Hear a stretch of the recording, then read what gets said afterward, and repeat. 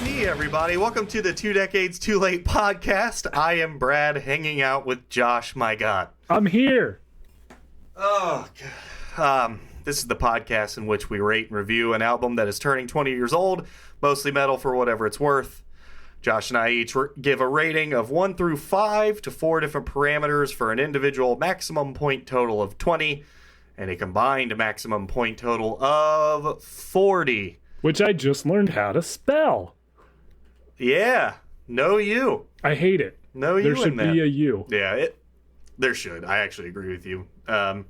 Also, I mess up the word villain, and that's actually going to come up technically in what we're about to talk about every time I spell it. I want to put the I before the A every time. Villian. Villian. It sounds more evil. It does, and it looks cooler too. Villain. Yeah. But I've had all kinds of problems with shit like that this week, so whatever. What's the difference? Do you just want to start with Villainy? Villainy and Well, why don't Virtue? You tell everyone what we're doing, and then, we can start there. It's Q2 Jam Sesh. Yeah! We got Necrophagist. Necrophagist? That'd be kind of cool. Yikes. It's gross, yeah. That is not okay. No. Does that just mean you're specifically a fascist towards dead people? I guess there's really no harm in that. Or Not really. You're a Is dead there? fascist? And that's how we'd rather you be, right? Like a dead fascist. Yeah, Like if for you're sure. gonna be a fascist, be a dead one. That's the only good fascist is a necrophagist.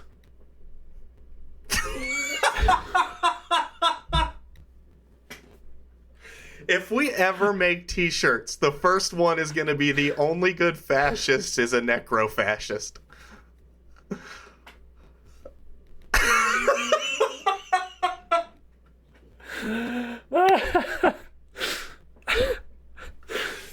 Well, that might be better than time juice.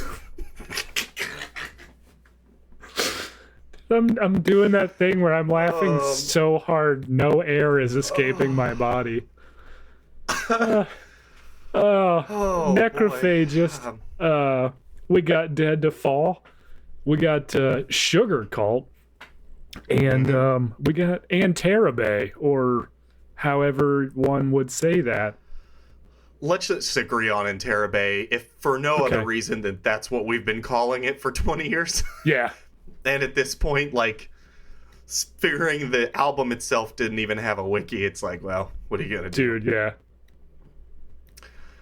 So we got ourselves a jam session, and I mean, I see no reason not to start with Dead to Fall. Villainy and Virtue, not Villainy Virtue, as I am prone to spell it.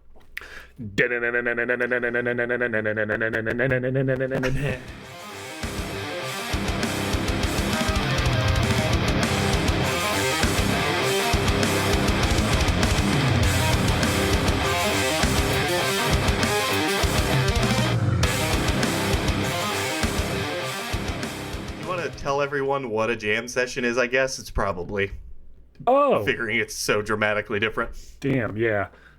Jam session. So we got 4 albums we're going to review in pretty short order for various reasons. Sometimes, in the case of Anterrabae, it's because no information exists on these albums at all.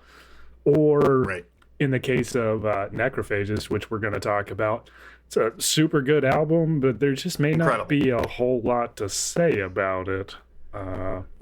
So we kind of do quick hits because they're really important either to us or to the music that we like in general. So, and we just can't leave them off, but we can't fill a whole episode. Nope, and can't be done. And we have so many from 2004 that we're trying to get through as many as we can. So we do this once a quarter. We were doing 5 per episode. We're dropping that down to 4. And it's literally because of posting the picture. Yeah. It's easier with 4 album covers than 5. So much easier. Maybe one day if this gets anywhere and someone else is doing that, we can switch back because they'll know how to make it look good. But we're not those people. So we are not them. We are not them. Yeah, Dead to Fall, Bean Villainy and Counter. Virtue. Yeah, Dead to Fall, Villainy and Virtue. Not Rick and Morty. Show, we were introduced to them by Charles. We were in his car on the way to skate South High School. Hell yeah. And we listened to this album on the way, and he thought, what's the main song on that? Why can't I think? Bastard Set of Dreams. Yeah, he thought that shit was fucking it. And at the time, so, I mean, we did too. Yeah, it was he wasn't pretty wrong. sick. Yeah. No, he was definitely not wrong. I will say it's not one of my favorites now. It's not. But it's still good. It's just a little. It just kind of goes for a while, and it's like, all right, well. Yeah, I never realized a tremolo riff. Yeah, I never realized that the end had the little like dream sequency kind of nice little melodies. So, yeah. Love it though. It's really sick. So, Dead to Fall, American metalcore band from Gurnee, Illinois, formed in 1999. So they're actually around for a little bit at this point. And then kind of on and off throughout, which they released some new songs within the past year or two, and they still sound amazing.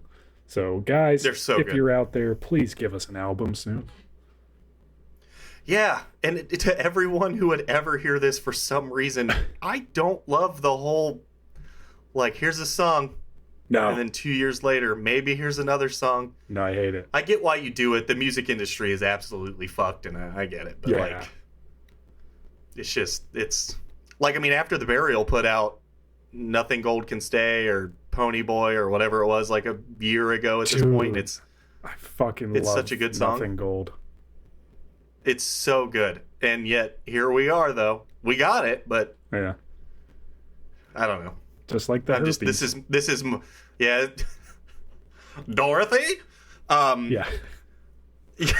But yeah, I don't know. That's my get off my lawn moment, because I have many of. But so, yeah, like Josh mentioned, we kind of hit these pretty quick. So we're not going to give you a huge rundown, mostly because, spoiler alert, there really isn't much to say. There is not much to say. Not that it's not a good album. That's different. But yeah. So we'll just jump right into the ratings, and we will start with artwork. What do you think, Josh? I fucking love this artwork. I've always really liked their logo. Yep. It's not overly metal, and it's still not even super dated. And they got like the two fonts going on. I definitely love the two images for the Villainy and Virtue. It's just a sick style and a really great album cover. So I gave it a 5 all the way. I have nothing else to add. Maybe the best logo. And I don't know that I knew that until I did this, but like that logo is phenomenal. It's like, so good. Oh my God. It's simple but effective. And yeah, the artwork is, God, and then, man, go. First of all, listen to this album. Yeah, we're going to rate it and everything, but it is a good album. But also, please listen to The Phoenix Throne. If we're still doing this in 06, you're getting like 2 hours on The Phoenix Throne. I can't stop talking about The Phoenix Throne. Spoiler alert, that album title or cover is getting a 5 too. So buckle up if we get there. It's getting a 5. Anyway, 5 for me as well. Sick. Right. Are You Serious may not get a 5 for album cover. It's just kind of... No. But I mean, it depends if you're taking into account what they were trying to do, like their intention. Yeah. But album's great. Super good. That production, holy shit, that production holds up like right now. Yeah. The Are You Serious production, that's incredible. Somebody threw into my TV. And this song with the fucking breakdown. We already have a song about a shark. True. Oh shit! Chump Fiesta. It's the death metal riff. So Dead to Fall, super good. Yeah. Villainy and Virtue. Yeah. Great album. Actually, just listen to everything from Dead to Fall. You won't be sad really about good. it. Yeah, well, we brought up production for a different album. What do you think about the production on this one? I think it's pretty good, but it definitely does sound a little dated. Part of that could just be that his vocals may not be as strong on this album as they are on subsequent albums. Yeah, but it's a little murky. Definitely part of it. So yeah, I'd give it a 3, honestly. So far, this is not the most exciting episode. Hence also, the jam session. Yep, I gave it a 3 as well. It's it doesn't hold up very well. It's not bad, especially figuring they were absolutely no one until Bastard Set of Dreams came out. So I'm sure they had virtually no budget whatsoever for this. So that at the time it sounded pretty solid. I mean, it didn't sound even. Well, we'll get into it, but it's fine. It's a 3. Honestly, it's so not whelming either direction that it's just It's not overwhelming. It's not underwhelming. It's just whelming. Yeah. Impact at the time. Boy, I'm probably gonna go 3. Interesting. Okay. Because I didn't listen to this album a whole lot. Like, I was aware of Bastard Set of Dreams, and that was really about it. I didn't really get into Dead to Fall until the Phoenix Throne album. Yeah, so that's fair. This one kind of missed me, but I know a lot of people were super into Dead to Fall. So, oh yeah. It had an impact. Not necessarily on me specifically, but I give it a 3. Well, I was one of those people, and I'm giving it a 5. Jordan Guyton and I listened to this to death. Charles burnt me a copy of the CD. I mean, I loved this thing. It just had a feel to it that it's just one of those things. We're figuring out metalcore at the same time everyone else is figuring out metalcore, which is a really cool thing to still kind of have, that we were in the scene real time. Right. And it was just a different version of it, which was cool. It's like, looking back on it, there's like Bastard Set of Dreams, that one part goes for way too long. Yeah. But it also just wasn't the chaos that a lot of people were trying to do, and August Burns Red really hadn't come into this mix yet to show you no, this is the next step of metalcore.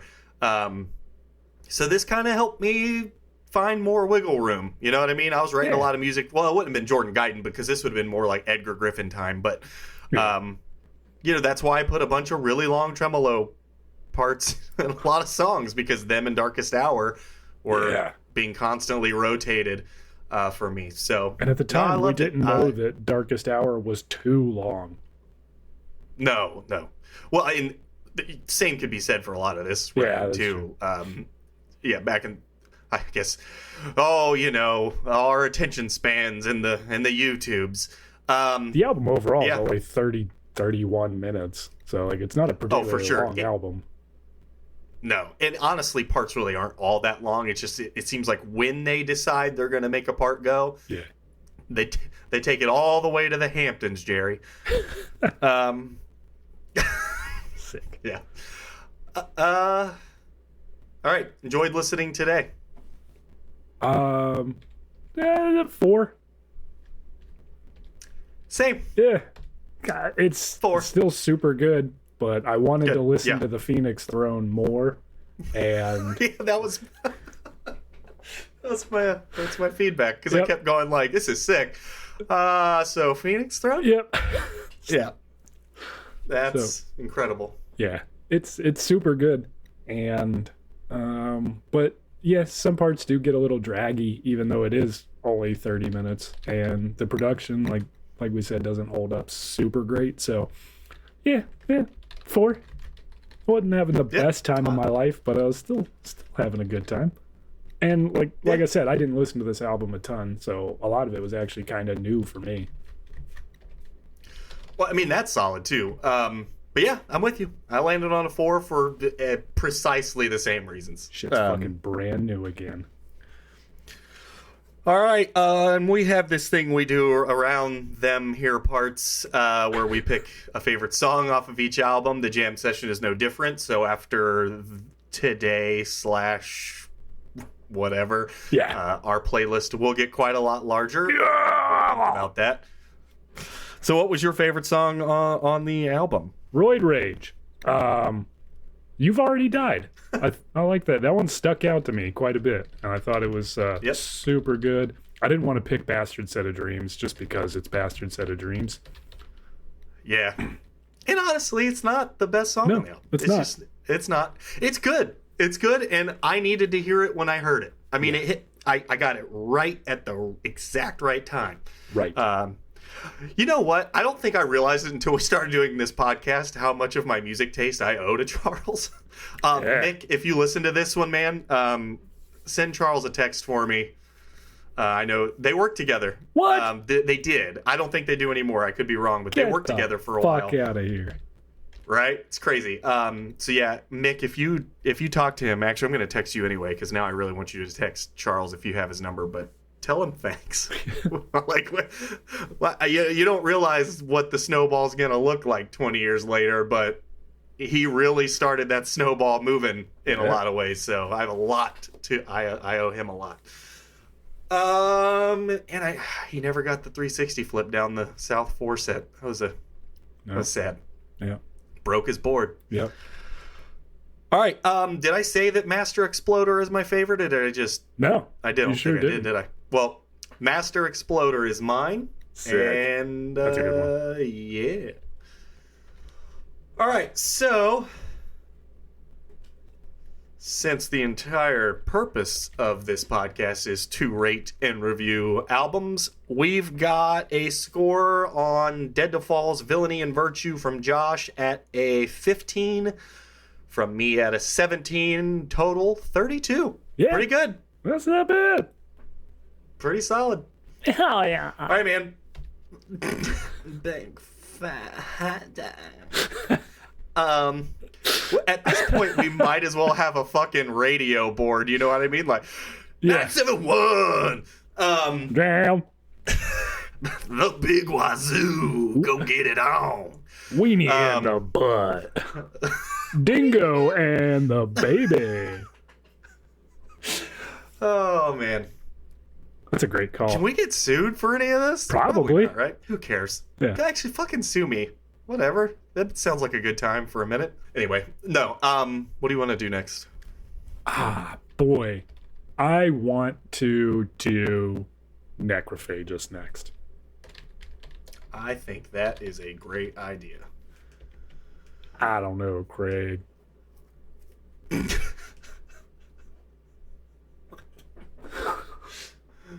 I like how that is a story told by a person that heard the story from another person on the radio.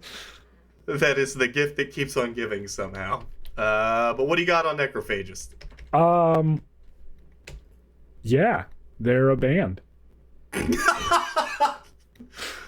I mean, this actually says that they stopped being active in 2010, which I don't think anybody believes. They're still out there. That is complete bullshit. Necrophagist, German technical death metal band. They formed in '92, so actually around for quite a while at this point. Yeah. They had an album prior, Onset of Putrefaction, in 1999, and then this one came out in 2004, which is why we're even talking about it, because that's the fucking show. But yeah, so Necrophage is probably the great. Take that, everyone listening.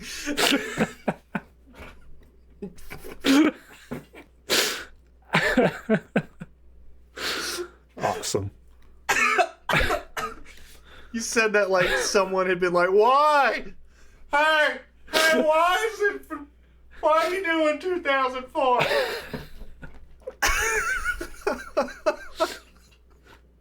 Sorry. But yeah, I mean, that's it though. Again, that's why it's here and not because listen, there are times where we start with the thought that we're going to do a whole episode. Necrophagist was 100% one of those because their importance cannot be overstated. It was going to be the first episode of the year, much the same way that Shai Hulud was last year. Yeah. Yep. But you guys actually get to hear about this one. Yeah. But genuinely, like, it's a rare combination of unrivaled importance and absolutely nothing to say. Yeah. Like, so sorry. If I were outside looking in, I would be pissed at us for not making this a full, if you're not thinking it through, but like, right. But we also, tried. If you have that instinct to be upset, listen to the album for yourself and then tell us what you're going to say about it. Yeah, you go talk about it for an hour. How about you go back and take a bath? For sure. But yeah, it's great. Like, thank you, Necrophagist. Absolutely. Any of you that are out there, because my favorite genre of music currently, and has been for a long time at this point, is technical death metal. It's the best genre of metal, in my opinion. And yeah, let's do the whole Led Zeppelin thing. I get it. Death did it first and got there, and Gore Guts, and I got it. But this specific style, which is why we have Inferi, which is why we have probably Obscura, who I think is also actually from Germany, who Hannes Grossman also played with. Like, that's they're the womb. The seed. Yeah. I'm thinking like a tree, not like a sperm. Okay, that's better. Yeah. Not everyone could see how hard my face grimaced, so thank you for the clarification. You're welcome. Yeah. So artwork. What do you got? I don't know what's going on. It's a 2. It's a color. It's a shade of yellowy orange. There's probably some stuff. It's actually kind of a microcosm of what my problem is with this album. Like, I don't know what's it's there. There's stuff, and it's important probably, and things. Yeah. But it's also just yellow-orange. So it's a 2. So I landed on a 3 because I dig that it's like a graveyard. Yeah. And that, the necro tie-in. But you're right, it's not and again, they probably had like $27 to make that. Like, so it's fine. And it didn't take away from the quality of the album at all, but you're right, it is kind of just not very well. They actually had 27 German Deutschmarks to make this album. Deutschmarks. Is that right? Deutschmarks? I don't know. It was at one time. Were they part of? No. Never mind. Couldn't be less important. You Deutsch bag. See, that's why everyone comes to this podcast, for Deutschbag and Deutschmarks. Yeah. So,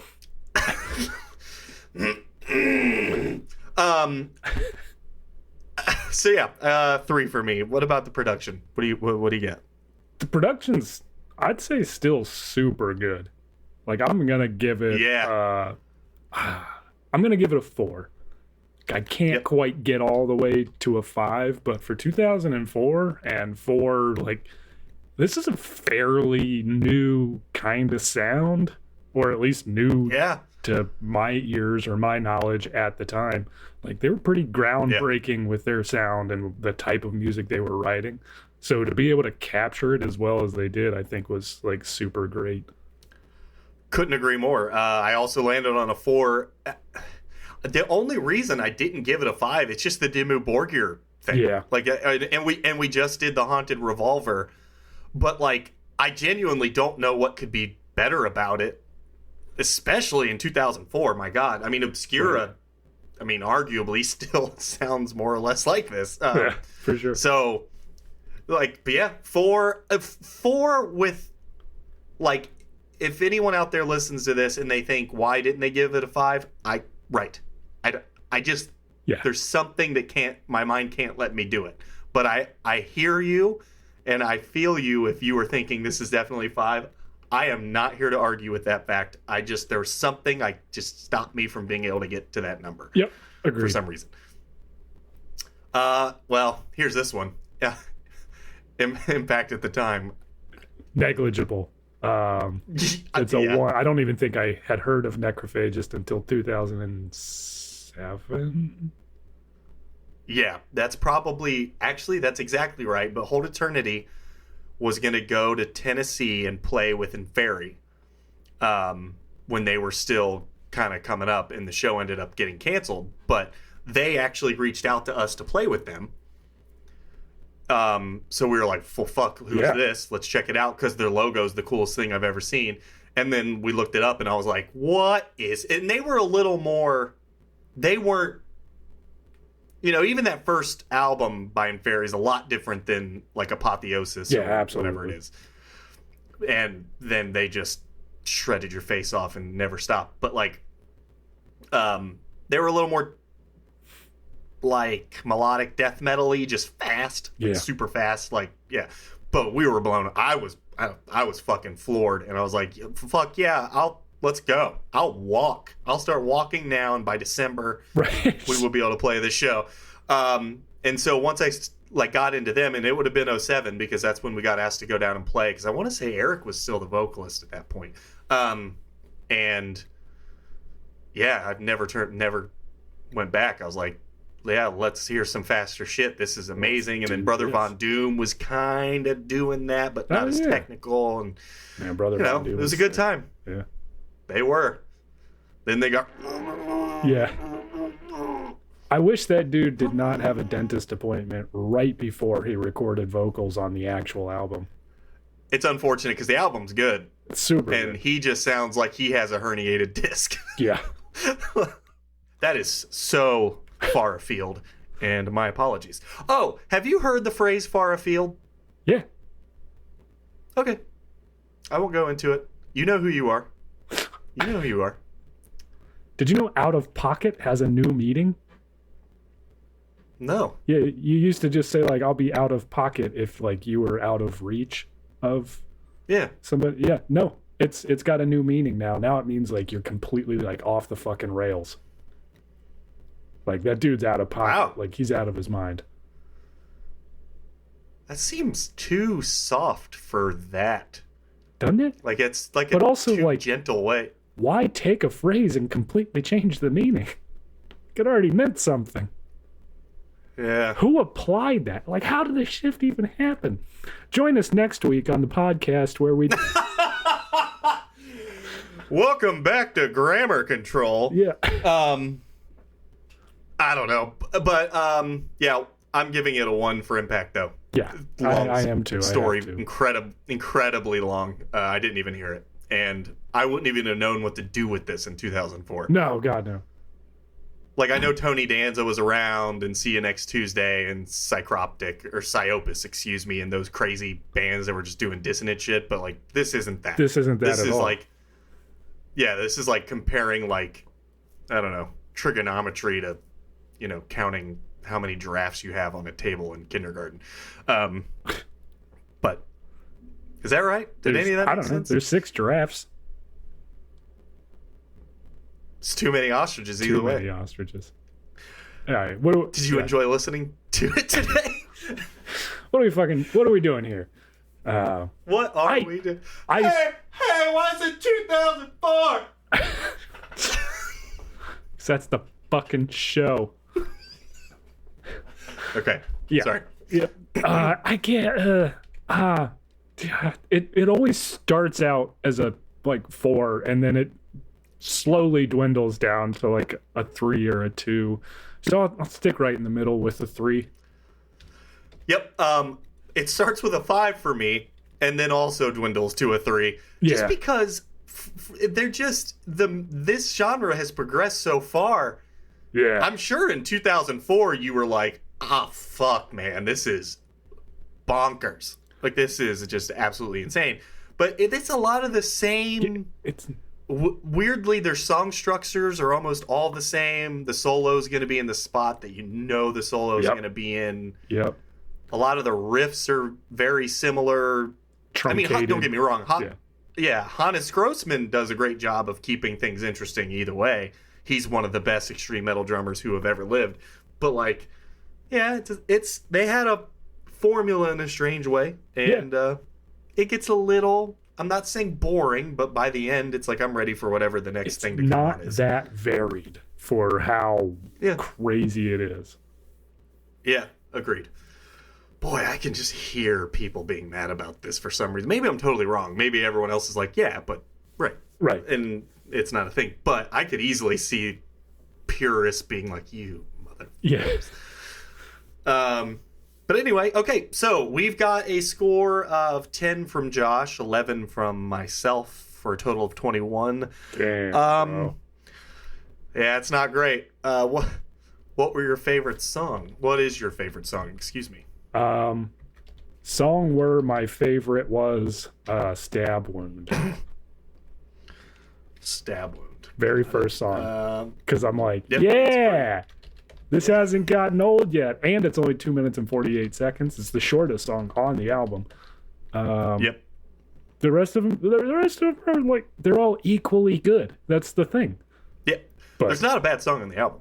And that, man, you get all the.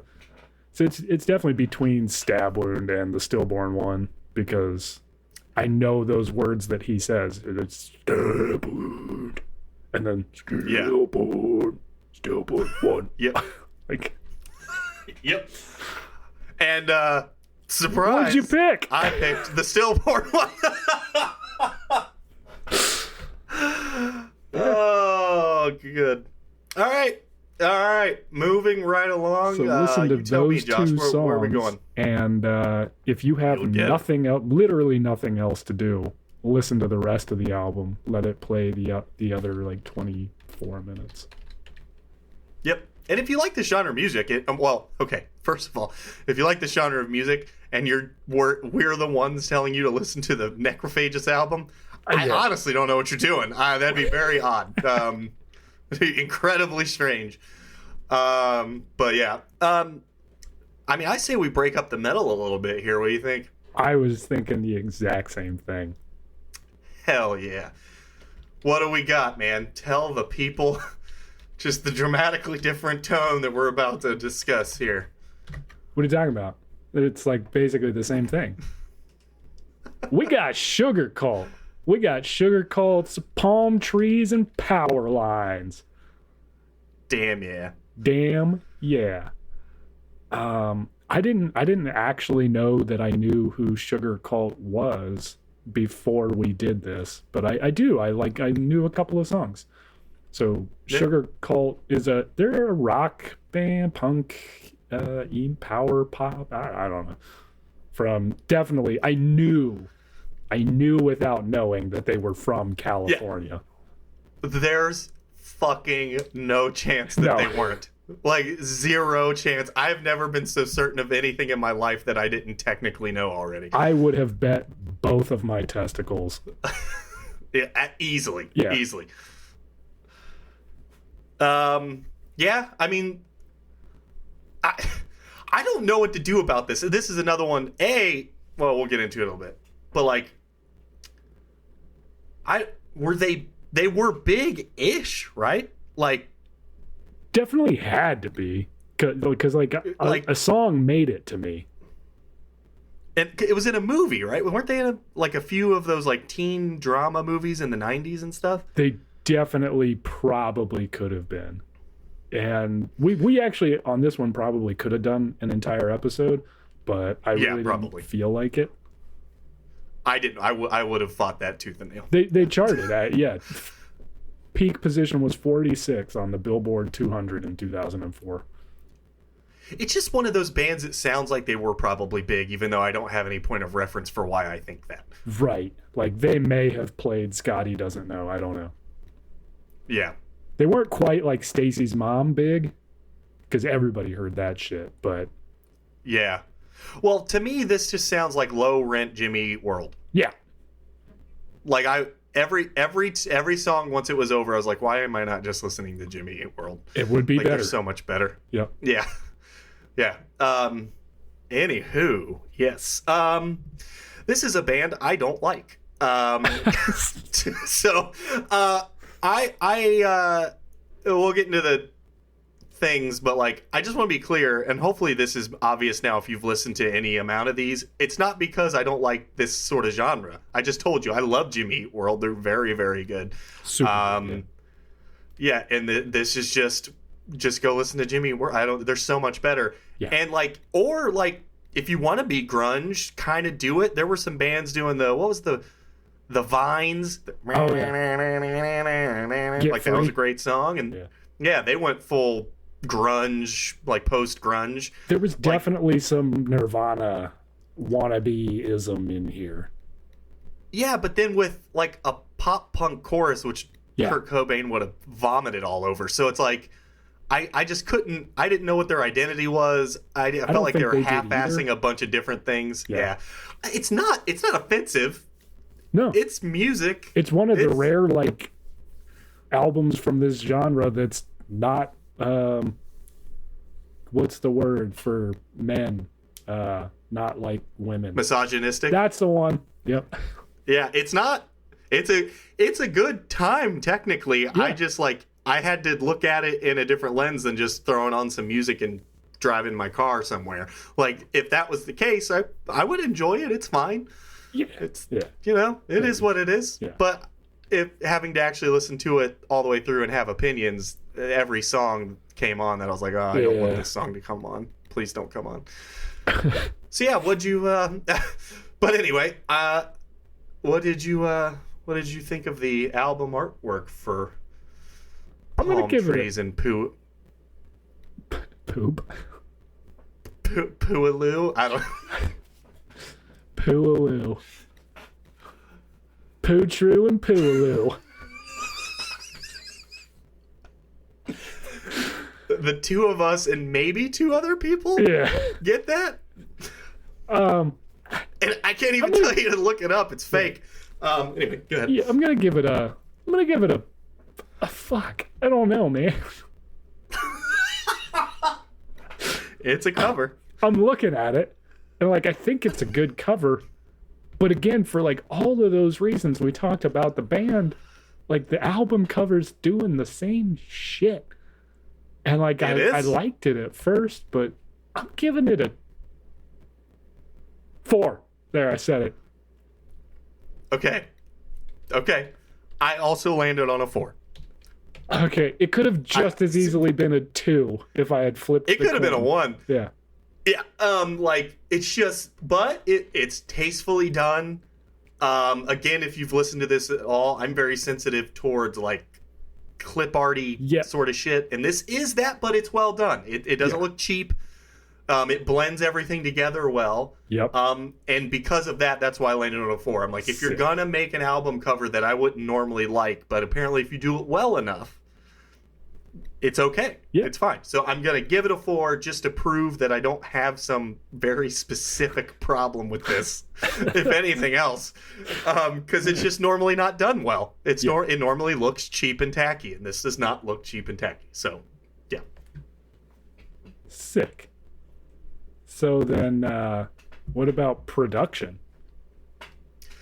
I mean, it's one of those music genres where it sounded exactly like this the whole time. It still does right now. Yeah. If like Paramore puts out a new song, the production is within 5% of this. So I mean, it's a 5 because these bands go to big studios with big time producers with big budgets, and they get and it's easier to mix and master. Yeah. It's like easy. You can fill in. You can fill in gaps with ambiance and keyboards and whatever, and it all just sounds big and good because they have the means to do so. So I mean, it's a 5. It's just unfortunate that it's these bands that constantly get that, but that's how it is. That's how it is. It's okay. So, and I can admit that it's a 5, even though I didn't really enjoy listening to the album all that much. That's fair. Yeah. Yeah. What about you? I'm gonna give it a 4 because I want to. That is as good a reason as any. Because it's so easy to do. Yeah. Yeah. And maybe it's not. Maybe it's really difficult. Could they be. just have the budget and the studio and the producer that can nail it and the engineer and whatever it is. But yeah, fair enough. It's definitely really well produced, though. Yeah. I couldn't agree more. I really couldn't. I mean, impact at the time. I'm just gonna. It's a 1. It's an absolute 1. Yep. Yeah, there was none. Because they weren't even Jimmy Eat World. Like, if you would have given me Jimmy Eat World, it could have definitely been like a 3 or a 4. Agreed. And we have one of their albums on our list for this year. I don't remember which one it is, but it doesn't matter because it's just a really good band. Yeah. Again, this is not a bias. Yes, we are primarily metalcore, death metal people, but like, I listen to other shit, man. I love Paramore. Yeah. I love Paramore like to a fault. Except their new CD. I still listen to it. It wasn't good. I listened to it. I did not care for it. She could sing over like children dying, and I'd be like, I mean, listen. Right.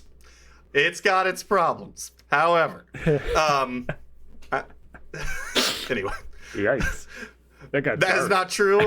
Yeah, it did. What a weird position you'd have to be in for that to be available. Man. I'm imagining it, which sucks. Yeah, that's why I said it. I wanted to make sure everyone had to cartoon. Go. It is. You all 10 of you out there. Right. I know when I said that you had your version in your brain of what that was to you, and I'm sorry. I'm not. Anyway. How much did you enjoy listening to Poo True and Pulu?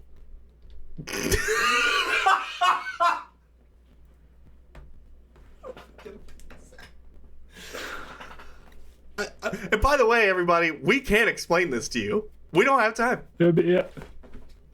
We don't. But we think it's funny, and you don't have to. 2. I mean, I didn't hate it. Yeah.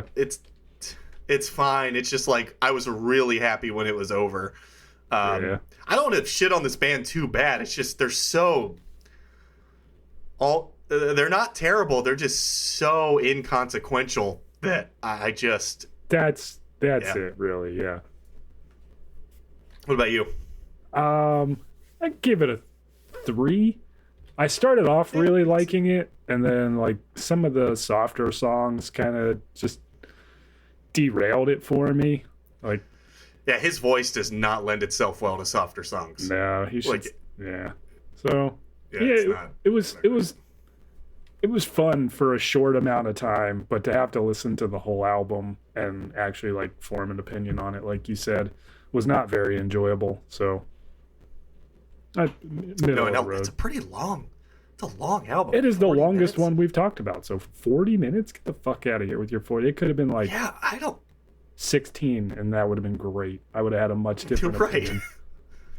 At the very least, if they cut like 3 of those obviously last-second slow songs that aren't even really composed well, right? It's like some producer said you need to have variances in your sound, and I don't know, man. I'm talking out of my ass. I have no idea if that happened. Anywho, so Josh, you landed with a 12, and so did I. Damn. Oddly enough. This scored better than Necrophagist? I was afraid it was going to, yeah. Again, this is not a critique of the album and its quality, even though it should be. Like, that should be the thing. Like, if we're rating albums, nope, fuck it. I like this better than the Necrophagist album. I like it 2 points better. 1 point better. 3. Well, you 2, yeah. Man, I can't. I'm going to lose sleep over this. That's You What know was your how my favorite song, psychosis though? works, and this is going to bother me for the rest of the day. Yeah. Shit. This is our last podcast episode, everybody. I'm really sorry. I cannot go on doing things like this. I'm kidding. For the last time.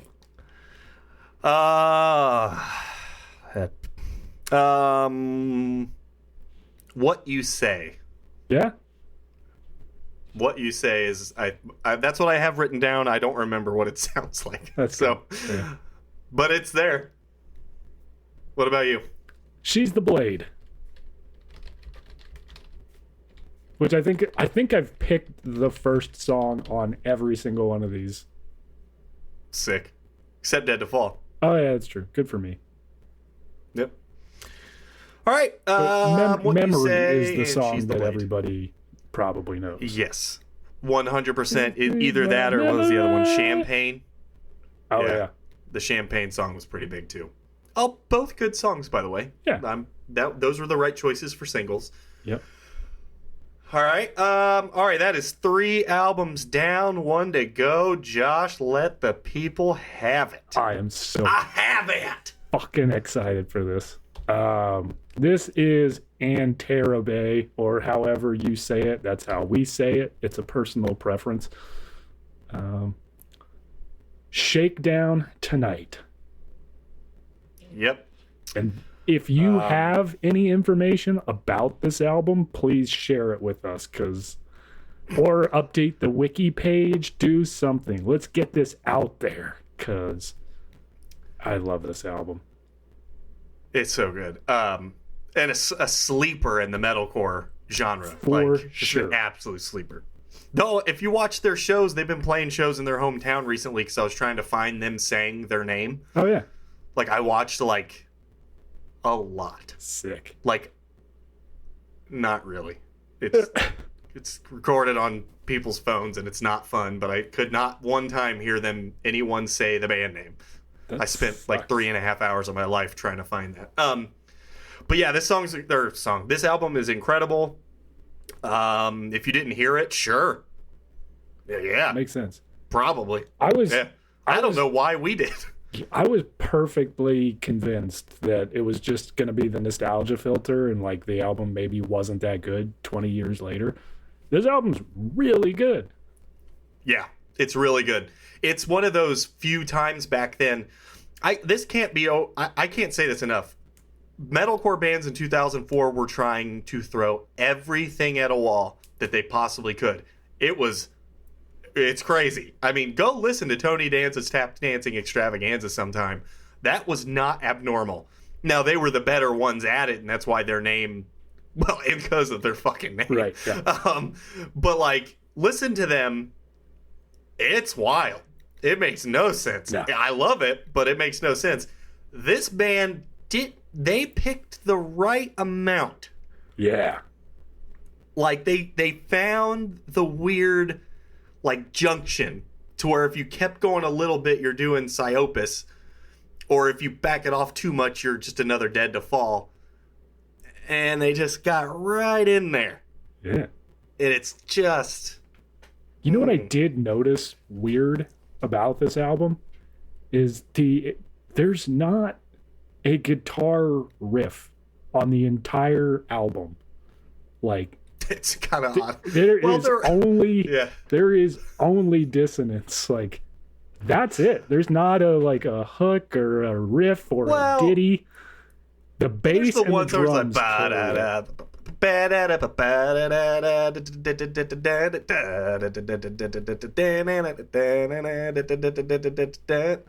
that riff, and I think that's my favorite song on the album because of that riff. To be honest, you find me. It's regret with a bottle. Oh my god, so good. That might be the only one. The production. There are a lot. The production is not helping it stand out. I will say. Yeah. You know what? There's not really a lot to say about Anterrabae. You've never heard of them. Let's be real. Right. If you're listening to this, unless you're Josh Pitka, no, that's it. Okay. And he doesn't listen. So, almost certainly no one out there that is listening to this has heard this band, probably. That's not a point of pride. They had 2 albums. They didn't really tour on any tours that... we went to a lot of shows back then. Yeah. There's And a I don't picture ever of remember them on a Hellfest tour, maybe? It could be. Yeah, they're from but, Long Island. I mean, yeah, and out of the hundreds of shows, I mean, we had so many shows. So many goddamn shows. Like, so many shows. And I don't ever remember them being even an opener. Anyway, album art. Let's just do it. I can't dance too much about a band with seemingly no history or information. That's a good call. I think it's worth noting, though, that, like, you bought this album. Did you buy this album at Kmart? Or was it Meijer? Was it Kmart? I know we went from Taco Bell to Kmart to buy a CD player. And I know it was to play this album. I don't remember if you bought this album there that day, like just happened to pick it up, or what the deal was. That's interesting. Or, see, I always kind of assumed this was a Dingleberries purchase.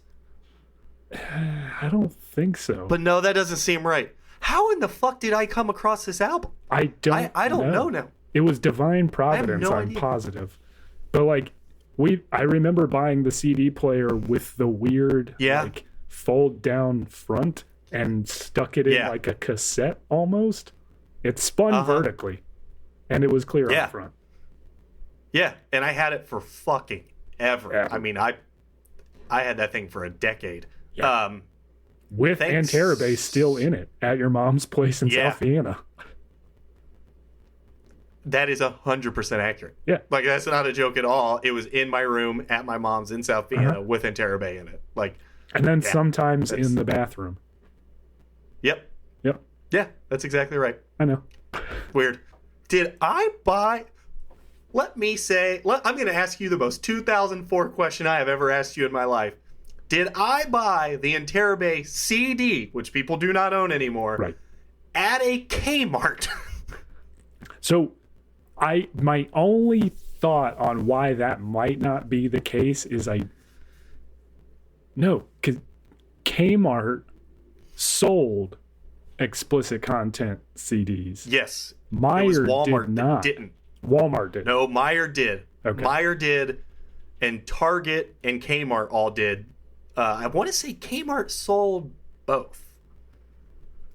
Probably. Like, you could get the explicit version or not, but Walmart only sold the non-explicit version of CDs back then. Which was so weird if you didn't know that. And then you had to learn that independent labels were not required to put on an explicit content warning. So when I went and got Seven Dust's second album at Walmart, it wasn't edited. And it was because they were on an independent record label, and they did not have to do such things because that was part of the deal. Like, independent record labels don't have the money or resources to duplicate an album. And this one has a parental advisory sticker. Yes, it does. Yes, it does. It was released through Triple Crown Records. I was going to say, well, now I'm more curious than I initially was about all of these things. Okay, Triple Crown Records. That's a major label, or was at the time. The Deer Hunter is on that label? This is crazy. Man, maybe we could have done a whole episode on this, but I guess we'll get back to it. We're in it now. Yeah. Yeah, I mean, but, things were different, kids, at a time. Are different. Album artwork's a 5. Anyway. For me. Okay, all right. I love it. I love that it's like a brown paper bag or a manila envelope. I love the big red stripe with kind of the gap in the... It's really well put together. It kind of reads like a folder from a crime scene with murder files in it. And it says Shakedown Tonight, which is sick. Yep. The crime scene thing is what got me from a 3 to a 4, because, like, I just find it to be fine. It's fine. Yeah. But when I realized, because I had made the same exact connection, I'm like, it looks like a mixture of a crime scene folder with like the caution tape feel of the words being so I'm with a 4, and when I was originally putting these down, I started at a 3 and very quickly started talking myself up to 4 and then almost to a 5, but I just don't, it's not there for me exactly, but it's definitely a 4, and your 5, I have no argument for your 5 whatsoever. There's an alternate cover for the vinyl with like some skeletons dancing, and that one's not as good to me. It is not. It's and it should be. Because like I like that it's artwork, but it's honestly, if the alternate album art was with a different band that didn't sound like this, I would like it more. But it doesn't fit their vibe at all. No, it's Dead Kennedys. No, not or even something. a little bit. Yeah, or you could even go like I don't know who's Ailstorm or something. That's exactly what I was thinking. Yeah. All right. Cool. All right. Good deal. Production then versus now. Production.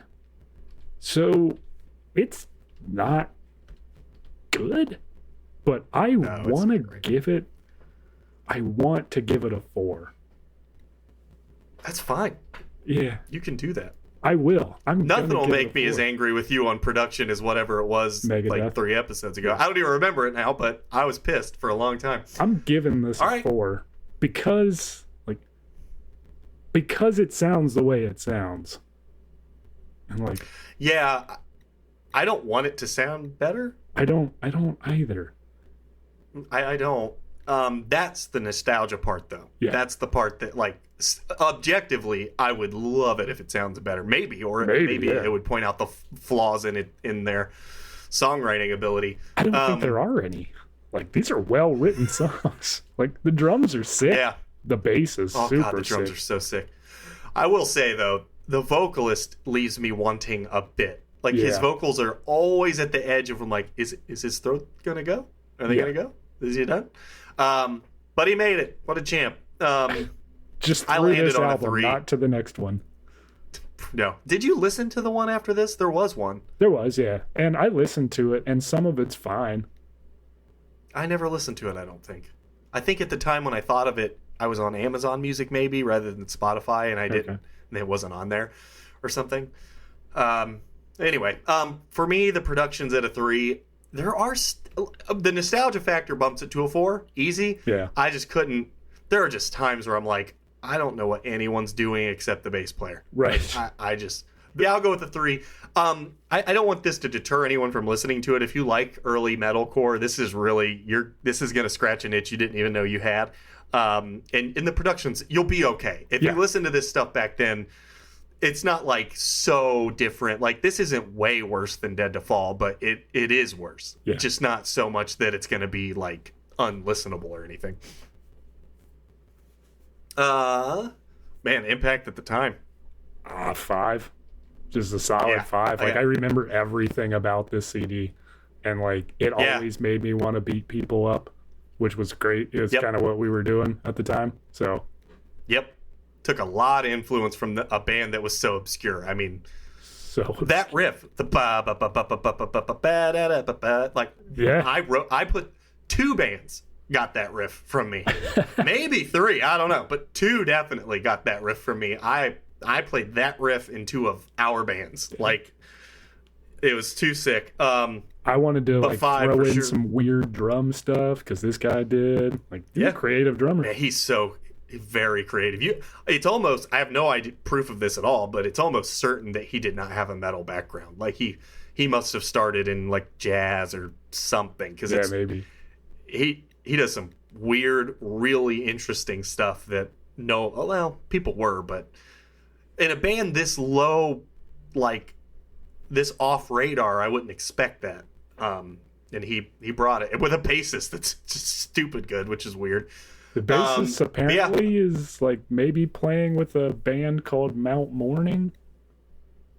That's a cool name. Drummer is maybe playing in a band called Ice Age. And then one of these dudes is in a band called Kid Gorgeous with every time. Like, Kid Gorgeous is big. Yeah. Who's in Kid Gorgeous? What? We definitely could have done an episode on this.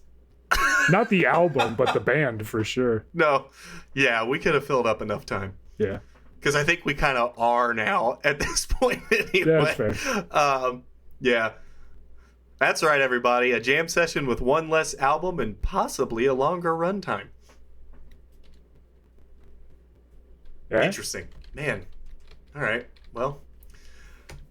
I don't really know what to say about that. It's very odd. Well, how much did you enjoy listening to this album today? 5. Yeah, it's always a 5. Yeah. It's just... It's so good. It just is. It's unique. It fits in its own little space of a bunch of bands that were fitting there in their own spaces, and they somehow found theirs as well. Right. And I dig it. I dig it so much. Okay, this makes me happy. This almost, it doesn't, but right. almost makes up for the fact that Sugarcult beat out Necrophagist. Rights the ship a little that's bit. That's gonna hurt for a while. Yeah, it does. All right, so all right, Josh, you've got a 19 and I've got a 17 for a 36. This album deserves a 36. Yes, it does. And honestly, I think we've done this before. I can't remember for what. I don't remember anything. Except 2004 apparently very well. But yeah. But this is a 40 album.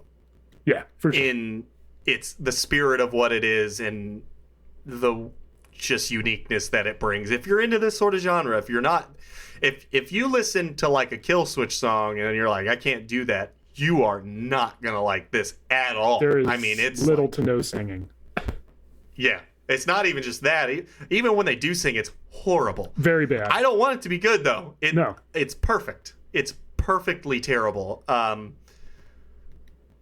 We're not dead enough to matter. Ugh. It's so terribly sang. And I love every second of it. Yet not alive enough to care. No.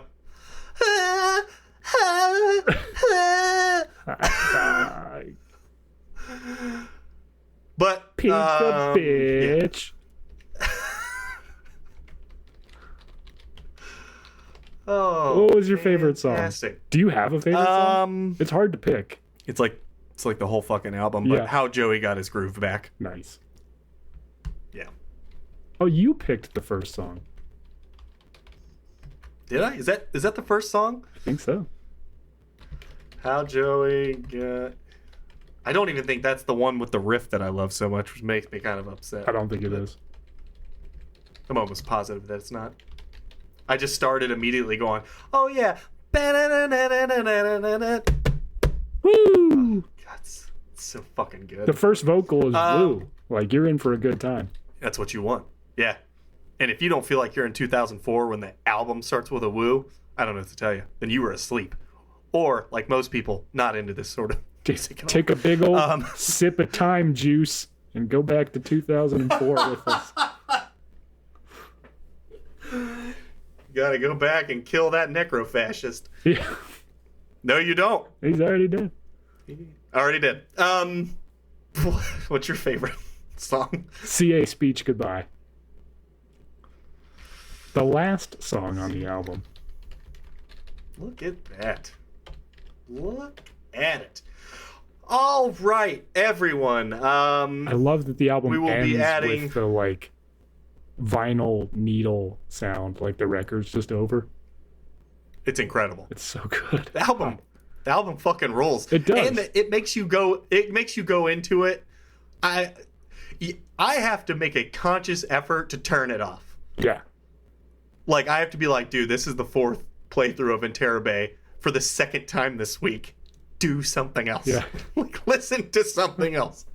Yeah. No, it's just so good. What a sleeping giant. Yeah. Yeah, so we're gonna add 8 songs to the TDTL favorites playlist on Spotify. Should you be so inclined to go listen. That's our 4 song. Damn. And yeah, check us out on Instagram, TDTL_podcast. Yeah, so I guess with that, he's been Brad, I've been Josh, and we've been fuck. I broke. Sorry. I tried so hard I couldn't get through it. Oh, we've been 2 decades too late, everybody. Bye, everybody. Goodbye, everybody.